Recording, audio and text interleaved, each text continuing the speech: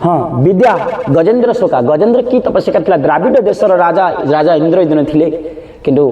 कौन कारणवशतः से छाड़ी जंगल गले तपस्या करने कि गुरुदेव अभिशाप से पुणी थे गुरुदेव कहले संध्या करुँच से समय संध्या करने समय कौन होती ना गुरुदेव आसुँच से शिष्य मानक नहीं गुरुदेव कहले ये संध्या करते तो आखि बंद करी भगवान चरण मतीटा लगी जे फल सी आ गुरुदेव कथा शुणा जाऊ ना गुरुदेव दर्शन कर देखी देखी प्रणाम करते किंतु गुरुदेव कहले अरे तू गज भाया बसीचु ए गज मूर्ख भाया बसीचु तू से गज हो जा गुरुंर अभिशाप से आज अभिशाप्त होकर पुणी गज होकर आसुँच गजेन्द्र विद्या हाँ गजेन्द्र की तपस्या करथिला से तो भगवान को पाइला किंतु देखंतु आज्ञा गजेन्द्र को पाद धरी था लोक को आघ उद्धार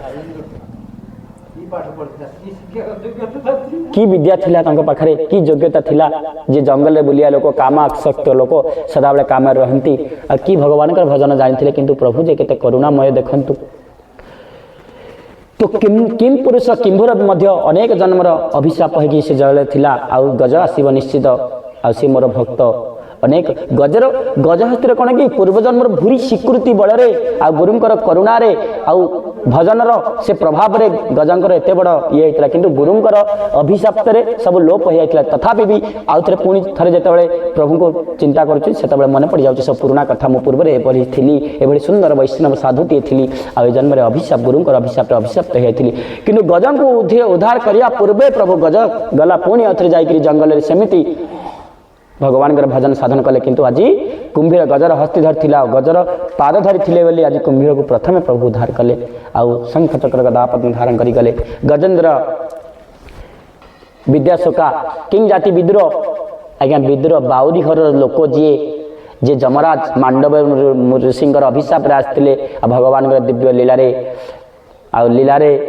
लीला करने विद्रोह रूप आसते बाउरी घरे जन्म होते तो तांकर की जाति थिला भगवान को पाइबा किंतु प्रभु जे दुर्योधन हर 56 भोग जे युद्धर प्रथमे निमंत्रण कले युद्धर प्रथमे जतले राज्य पाई गले प्रभु कृष्ण गले समस्त को नहीं दुर्योधन को मागिया पाई किंतु सेतले दुर्योधन पाखक जीवा पूर्व विद्रोहर घर विद्रोह तो राजबाटी छाड़ी देथिले आउ जेतु मंत्री थिले तो राजबाटी छाड़ी देथिले सेठी में विद्रोह बाहर रहउथिले छोट लोक बोली निजको माने करथिले भक्त सदाबले निजको छोट करे जेते आसे भी जेते जहा भी होय तो एते सुंदर भाव में विद्रोह आउ आज प्रभु जाउचनी जतले दुर्योधनर राजमहल को आ सेठी विद्रोह कहते विद्रोह मु आसबि तुम अपेक्षा कर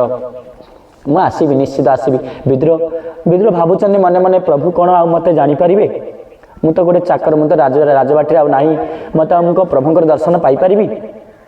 ठीक से भी ठीक है आज्ञा मुझे से जगार जदि गोटे जगार गोटे नौकर काम करी मुझे से जगार पुणी बाहरी पड़ी बाहरी पड़ला एग्जाम गोटे उदाहरण बाहरी पड़ला मुझे कौन से जगह को जी आस भेटी पारि ना से मालिक मत भेटेदेव कदापि नुह कि विद्रोह मन कर प्रभु जी दयामय देखूँ ये मनीष नुहे भूलीज कि गोविंद जो मन रखिंट जी थे भजन करदेव ना से सदाबल पाई नमी भक्त प्रणसती मोर भक्तर केवे भी विनाश ना ए जन्म एतिक चारण निश्चित तो से विद्रोह प्रभु आखि ठार मारिक गले विद्रोह मुझे आसूची अपेक्षा कर